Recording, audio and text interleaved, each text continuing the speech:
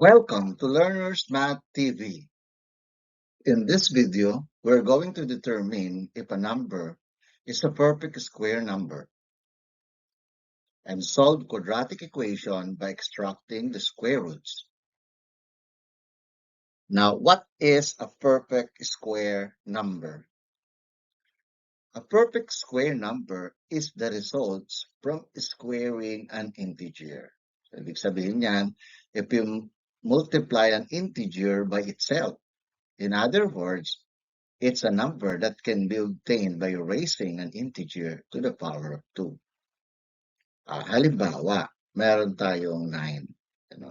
9 can be considered as a perfect square number dahil kapag in-square mo yung isang integer na 3, it's either a negative 3, a quantity negative 3, pag in-square mo yan, it gives you 9. So, kaya, ang 9 ay isang perfect square number. Ang 3 squared, ang ibig sabihin niyan, you are multiplying a number by itself. Sabi dito, multiplying an integer by itself. Yun ang ibig sabihin ng squaring an integer. So, ganun din dito sa kabila. Ayan, di ba ang quantity negative 3 squared, ang ibig sabihin ay you are multiplying negative 3 by itself. So, it is equal to 9. Kaya, if you are asked to extract the square root of 9. So the square root of 9 is equal to a positive and a negative 3. Bigay tayo ng mga examples. Halimbawa, itong 1 squared, that is equal to 1.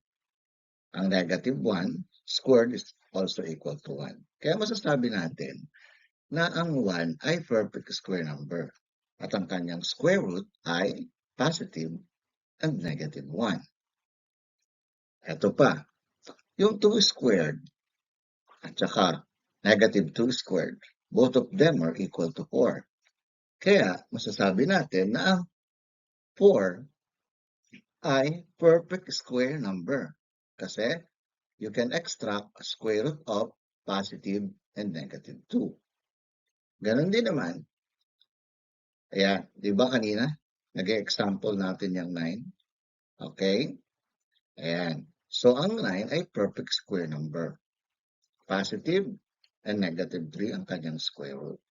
So, baliktad naman. Halimbawa, ang square root ng 16 ay equal sa positive and negative 4.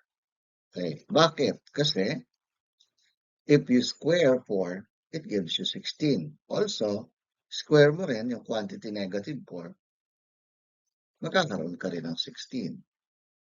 Okay. Eto pa. Yung 25. 25 is a perfect square number. Kasi pag kinuha mo, na-extract mo ang square root niyan, it is positive and negative 5. Bakit? Okay, kasi pag in-square mo ang 5 or ang negative 5, bibigyan ka niya ng answer na 25. Kaya ang 25 ay perfect square number. Yung 36. 36 is also perfect square number. If you extract the square root of 36, that is positive and negative 6. Bakit?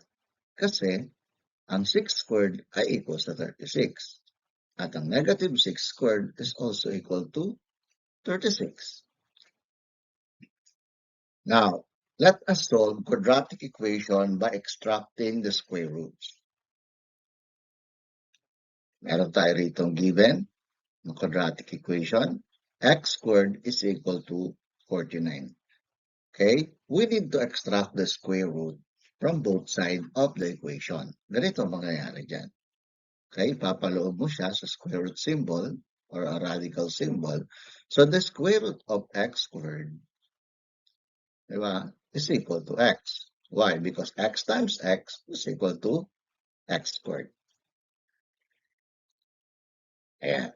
So square root ng 49 naman ay a positive and negative 7. Ayan. Ganyan lang. Next example. x squared minus 64 is equal to 0. So dito, kailangan ilipat muna natin itong 64 dun sa kabila. Since ang operation dito ay minus or a negative, pagdating sa kabila niyan, yan ay magiging positive 64. Di ba? Pag nag-add tayo dito ng 64, nag-add tayo sa kabila. So, etong x squared ay ma-isolate sa side na ito ng equation. And then, we can now extract the square root from both sides of the equation. So, ayan na. So, the square root of x now, or of 64 now is, di ba? Positive and negative 8. Ayan. Kaya, ang value ng ating x ay dalawa, isang positive at isang negative 8. Okay? Another example. Okay, dito naman, meron tayo ditong value ng a na greater than 1. So, 2 siya. Okay, ano naman ang gagawin natin sa ganitong klase ng situation? So, the first thing to do ay ilipat muna natin itong negative 50 dun sa kabila. It becomes a positive 50. Ayan. And then, we're going to divide both sides of the equation by, okay, the numerical coefficient of the quadratic term, which is 2. Okay, bakit 2 yan? Kasi 2 yung katabi ng quadratic term. Ang purpose niyan is to isolate x squared. And para matira dyan, kasi 2 divided by 2 is equal to 1. Kaya matitira dyan ay x squared. Tapos, yung 50 divided by 2 ay equal sa 25. Now, pwede mo na ngayong i-extract ang square root from both sides of the equation. Ayan na siya. Okay, so the square root of 25 is 5.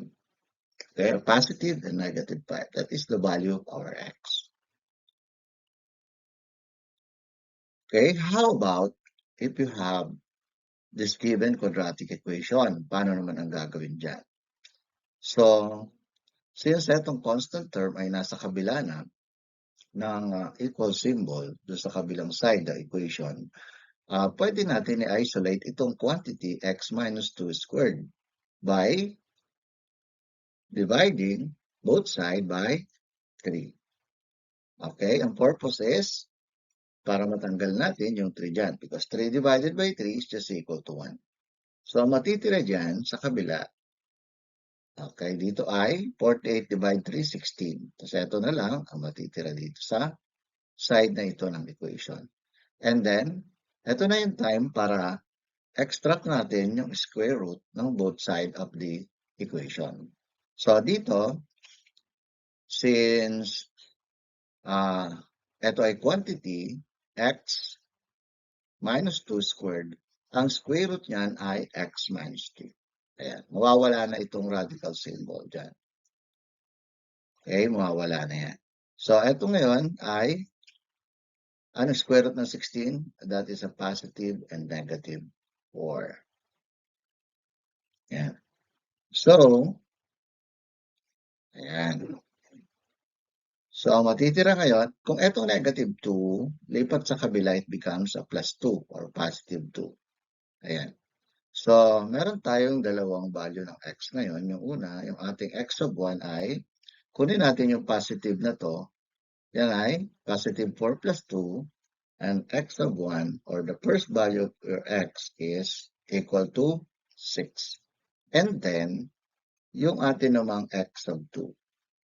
Yung x of 2 naman, kunin naman natin yung negative value ng x dito. Negative square root niya is 4. Ayan. Okay? Kaya ang negative 4 plus 2 would be equal to negative 2. So that is the second value of our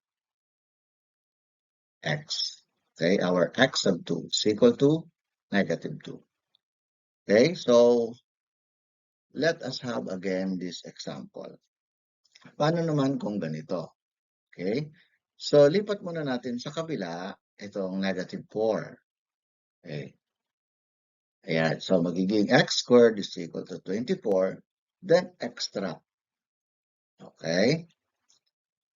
from both sides, extract the square root from both sides of the equation. So, ang mangyayari dyan, ayan, since etong 24 ay hindi perfect square number, wala kasi siyang exact na square root. So, ang gagawin natin dyan to simplify our answer, yung 24 ay ipapactor natin. Kunin natin ang factor ng 24. That would be 4 times 6. Bakit 4 times 6? Pwede rin naman 8 times 3. Factor din naman yun. Bakit? Kasi ang factor na pipiliin natin, dapat yung isa sa kanya ay perfect square number. Kagaya nitong 4. Diba? O, hindi pwedeng 12 times 2 kasi hindi naman perfect square ang 12 or 2.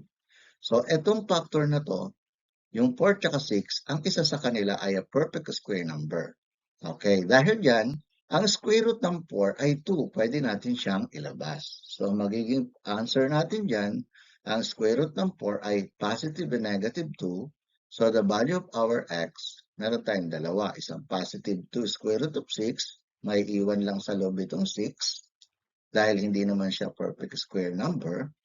Okay, tapos, isang negative 2 square root of 6. So, ayan yung mga value ng ating x. Ito pa uli ang isa pang example.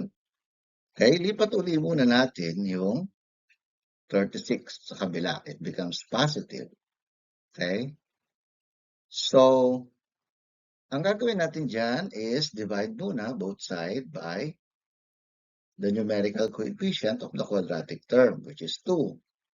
Ayan. So, our x squared now is equal to 18. 36 divided 2 is equal to 18. Now, let us extract the square root from both sides of the equation. Ito na yan. So, it means to say, our x, di ba, pag in-extract mo yan, ang 18 ay hindi naman siya perfect square. Kaya ang kailangan, i-factor uli natin siya. So, ang factor ng 18 ay 9 times 2. Okay? So, hindi pwedeng 18 times 1. Okay? 9 times 2. Bakit? Ang 9 ay perfect square number.